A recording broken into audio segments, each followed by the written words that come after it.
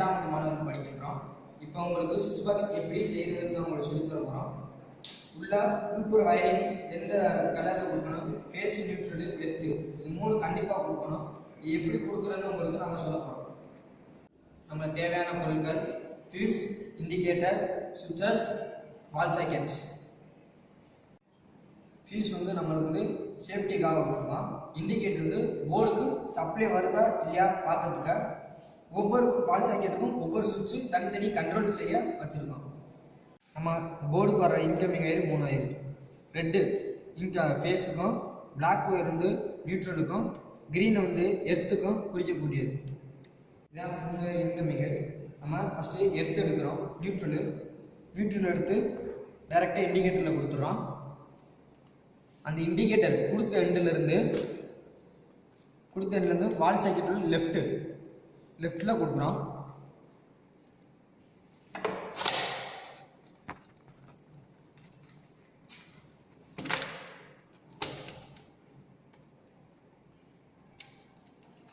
அதே நம்ம கொடுத்த லெஃப்ட்லேருந்து இருக்கிற எத்தனை நம்மளுக்கு வால் சாக்கெட் வேணுமோ அத்தனை வால் சாக்கெட்டில் லெஃப்ட்லேயும் ஃபஸ்ட்டு நியூட்ரல் எல்லாத்தையும் லூப்பிங் அடிக்கிறோம்.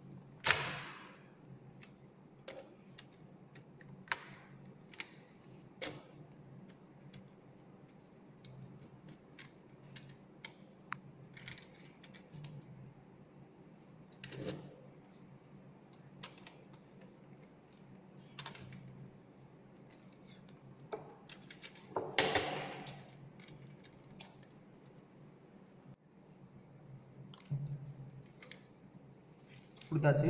இப்போ அடுத்து எர்த்து கொடுக்க போகிறோம். மேலே இருக்கிறதுலாம் எர்த்து ஃபுல்லும் லூப்பிங் பண்ண போகிறோம்.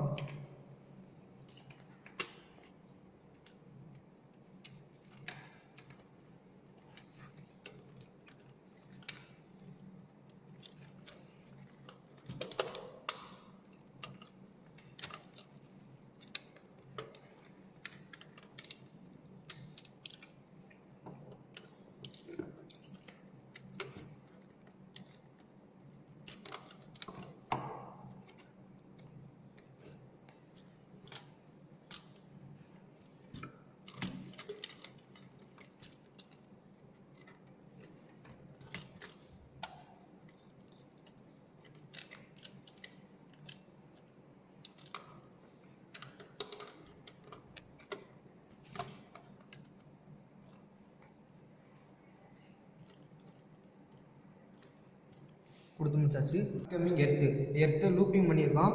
அதோட ஜாயிண்ட் அடிக்க போகிறோம்.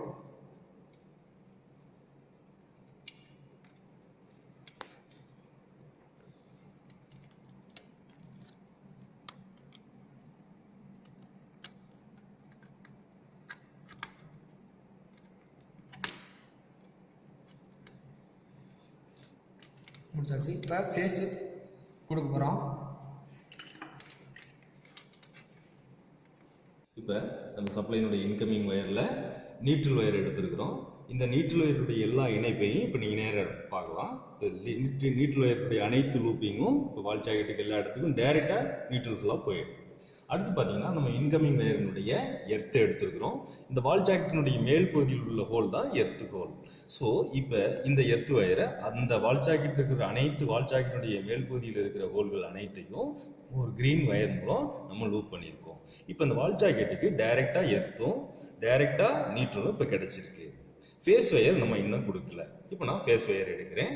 இந்த ஃபேஸ் வயரை நான் டைரெக்டாக லோடுகளுக்கு கொடுக்காம சுவிட்ச் மூலமாக எடுத்து கொண்டு போய் கொடுக்க போகிறேன். அப்போ தான் சுவிட்சை நம்ம கண்ட்ரோல் பண்ணும்போது அந்த வால் ஜாக்கெட்டுக்கு கொடுக்குற சப்ளையை நம்ம ஆன் ஆஃப் செய்ய முடியும். இப்போ இதை நீங்கள் பார்க்க போகிறீங்க. அடுத்து நம்ம ஃபேஸ் வயரை எப்படி சுவிட்ச் போர்டில் இணைக்கிறது அப்படிங்கிறத பற்றி இப்போ நம்ம பார்க்க போகிறோம். முதல்ல ஃபேஸ் வயர், இதுதான் இன்கமிங் ஃபேஸ் வயர். இந்த ஃபேஸ் வயரை முதல்ல நான் ஃபீஸினுடைய ஒரு எண்டுக்கு நான் கொடுக்குறேன்.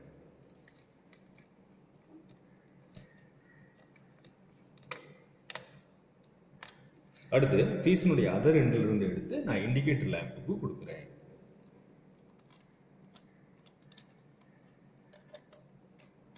இதன் மூலம் நமக்கு என்ன தெரியும் அப்படின்னா முதல்ல இந்த போர்டுக்கு சப்ளை இருக்கும்போது இந்த இண்டிகேட்டர் ஆன் ஆகும். அப்போ இந்த இண்டிகேட்டருக்கு சப்ளை வருதா இல்லையா அப்படிங்கிறத இந்த இண்டிகேட்டர் ஆன் ஆகிறது ஆஃப் ஆகிறத வச்சு நம்ம தெரிஞ்சுக்கிற முடியும்.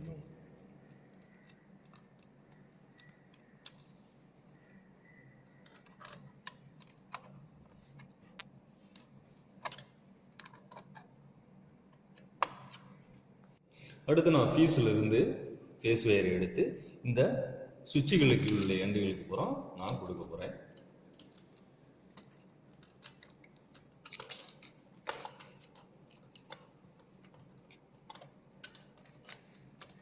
இந்த வயர்களை நம்ம ஜாயின் பண்ணும்போது அதில் வந்து இந்த பிசிறுகள் இல்லாத அளவுக்கு கரெக்டாக இருக்கணும். அப்போ தான் அந்த ஜாயிண்ட்டும் நல்லா இருக்கும்.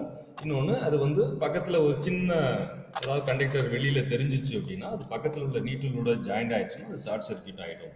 ஸோ அதனால் நம்ம ஜாயின் பண்ணும்போது ரொம்ப கவனமாகவும் பிசிறுகள் இல்லாத அளவுக்கும் நம்ம ஜாயிண்ட்டுகளை அமைக்கணும். இப்போ நீங்கள் இந்த சர்க்கியூட்டில் நீங்கள் பார்த்தீங்க அப்படின்னா இந்த வர்ற ஃபேஸு எல்லா சுவிட்சுகளுக்கும் நான் கொண்டு போய் கொடுத்துருக்குறேன். இப்போ ஃபேஸ் வயரை நான் நீங்கள் பார்க்குறபடி எல்லா சுவிட்சுக்கும் நான் எடுத்துகிட்டு போயிட்டேன். இப்போ இந்த ஃபேஸ் ஆனது இந்த சுவிட்ச் நான் கொடுத்துருக்கிற இந்த எண்டோட அது ஸ்டாப் ஆயிரும், அடுத்த எண்டுக்கு வராது. எப்போ நான் சுவிட்சை ஆன் பண்ணும் போது அப்போ தான் அதர் எண்டுக்கு மூலமாக வால் ஜாக்கெட்டுக்கு போய் சேரும். இதற்கு தான் நம்ம சுவிட்சை என்ன செய்கிறோம், பயன்படுத்துகிறோம். அப்போ சுவிட்ச் ஆஃப் நிலையில் இருக்கும்போது வால் ஜாக்கெட்டுக்கு சப்ளை போகாது, சுவிட்ச் ஆன் பண்ணும்போது வால் ஜாக்கெட்டுக்கு சப்ளை போகும். இப்போ முதல் சுவிட்சினுடைய ஒரு எண்டில் இருந்து இந்த வால் ஜாக்கெட்டுக்கும், அடுத்த எண்டில் இருந்து அடுத்த வால் ஜாக்கெட்டுக்கும், அடுத்த எண்டில் இருந்து அடுத்த வால் ஜாக்கெட்டுக்கும், இதே மாதிரி மற்ற 2 சுவிட்சில் இருந்து 2 வால் ஜாக்கெட்டுக்கு நம்ம சப்ளை இப்போ வயர் மூலம் இணைக்க போகிறோம்.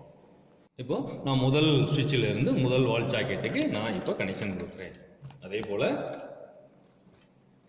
இரண்டாவது சுவிட்சில் இருந்து இரண்டாவது வால் ஜாக்கெட்டுக்கு நான் இப்போ வயர் மூலம் சப்ளை இணைப்பு கொடுக்குறேன். நீங்கள் நல்லா பார்த்தீங்கன்னா இந்த சுவிட்ச் போர்டை பொறுத்தளவு நம்ம இதை பார்த்தோன்னே நீங்கள் ஓரளவு இதை நீங்கள் முயற்சி பண்ணி செய்யலாம். ஆனால் இதை மின்சாரம் சம்மந்தப்பட்ட இல்லை அதை பற்றி விவரம் தெரிந்தவர்களுடைய மேற்பார்வையில் அல்லது அவங்களுடைய அனுமதியின் கீழே இதை நீங்கள் செய்கிறது ரொம்ப நல்லது. ஏன்னா மின்சாரம்ங்கிறது மிக ஆபத்தான ஒன்றாகவும் இருக்கும். அதே நேரத்தில் அதை முறையாக நம்ம பயன்படுத்தினோம்னா அந்த ஆபத்திலிருந்து நம்ம எளிதில் தப்பிச்சுக்கலாம். ஸோ அப்போது அந்த வயரிங் பற்றியான அனைத்து விவரங்களும் நமக்கு தெரிஞ்சிருக்கணும்.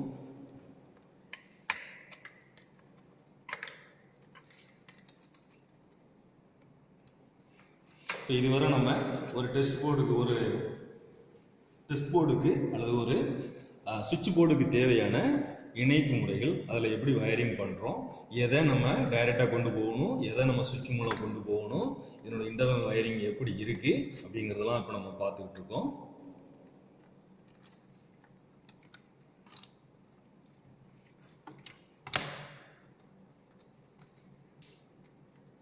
இறுதியாக நம்ம இந்த முழு அமைப்பையும் இப்போ நம்ம பார்க்குறோம். இதில் நமக்கு தேவையான அனைத்து வயரிங்கும் இப்போ முழுவதாக நம்ம இணைப்பு கொடுத்துருக்குறோம். இதை நீங்கள் பார்த்தீங்கன்னா உங்களுக்கு குழப்பமாக தெரியும். ஆனால் முதலிருந்து நீங்கள் இது கோர்வையை அதை நீங்கள் பார்க்கும்போது உங்களுக்கு இது தெளிவாக உங்களுக்கு புரியும். இப்போ நம்ம இதை மீண்டும் சுவிட்ச் பாக்ஸை பொருத்தி இது சரியாக வேலை செய்யுதா அப்படிங்கிறத நம்ம டெஸ்ட் பண்ண போகிறோம். இப்போ நம்ம உருவாக்கின இந்த சுவிட்ச் போர்டை இப்போ நம்ம டெஸ்ட் பண்ண போகிறோம். அதுக்கு முன்னாடி இதுதான் ஃபீஸு. இந்த ஃபீஸ் வந்து இதில் ஒரு மில்லி வயர் இருக்கும் பாருங்க. இதுதான் இதன் மூலம் தான் இந்த சுவிட்ச் போர்டுக்கு சப்ளை ஆனது உள்ள வருது. ஏதாவது ஷார்ட் ஆகிட்டாலோ அல்லது ஓவர்லோட் ஆனாலோ இந்த ஃபீஸ் ஒயரானது மெல்ட் ஆயிடும். மெல்ட் ஆகும்போது அப்போ தொடர்ந்து சப்ளை நமக்கு வராமல் சுவிட்ச் போர்டுக்கு வராது. அப்போ சுவிட்ச் போர்டும் மற்ற உபகரணங்களும் இதனால காப்பாற்றப்படும். ரைட்டா? அடுத்து நம்ம இப்போ இந்த டெஸ்ட் போர்டு சுவிட்ச் போர்டு எப்படி வேலை செய்யுது, சரியா வேலை செய்யுதா அப்படிங்கிறத இப்போ நம்ம டெஸ்ட் பண்ண போறோம். முதல்ல இப்போ நான் ஃபீஸை ஆன் மாட்டுறேன். அதில்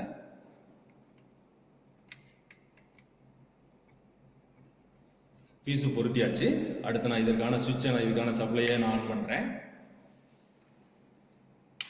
இப்போ பார்த்தீங்கன்னா இண்டிகேட்டர் ஏரியுது. அப்போ இண்டிகேட்டர் ஆன் ஆகிருக்கு அப்படிங்கிறதுனால இந்த சுவிட்ச் போர்டுக்கு சப்ளை ஆனது உள்ளே வந்திருக்கு.